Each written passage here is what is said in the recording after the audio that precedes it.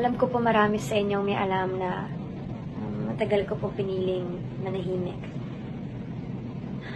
Bakit? Kasi kagaya po ng iba sa inyo, natakot po ako.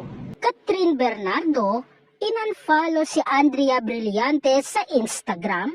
Usap-usapan ngayon sa social media ang biglang pag-unfollow ng kapamilya actress na si Catherine Bernardo sa kapwa actress na si Andrea Brillantes. Ilang screenshots ang kumalat ngayon sa iba't ibang social media platforms kung saan makikitang hindi na nakafollow ang A Very Good Girl lead star kay Andrea habang nakafollow pa rin ang huli sa kanya. Hindi sigurado kung matagal nang naka-unfollow si Catherine kay Andrea o kung talagang hindi ito nakafollow ever since, ngunit base sa mga screenshot noon ng mga fans ng Katniel at ni Andrea, nakafollow sila noon sa isa't isa.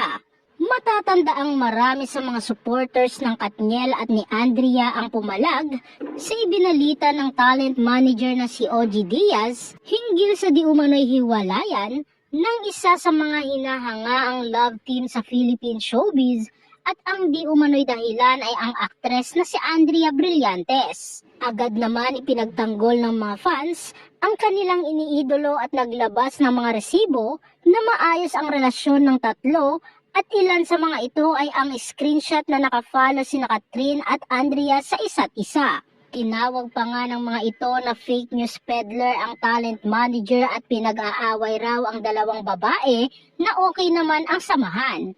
Kaya naman agad na pinalagan ni OG ang mga ito at sinabing wala naman siyang sinabing kumpirmado na ang balita at hiling niyang magsalita sina Catherine, Daniel at Andrea upang maliwanagan ang mga netizens. Anya, may naibalita lang kami na sinabi naman namin na hindi pa confirm at sana di totoo. Fake news peddler na raw kami. So pag tama ba kami, sasabitan nyo kami ng medalya?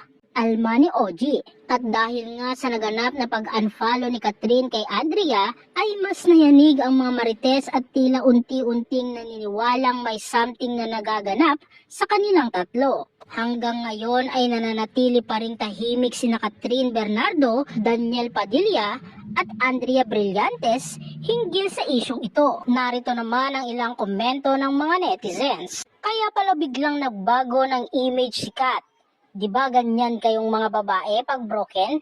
Eme, awit lang yan. Hindi naman dapat yan pinag-aawayan. Kung hindi dahil kay OG, gawa-gawa ng kwento.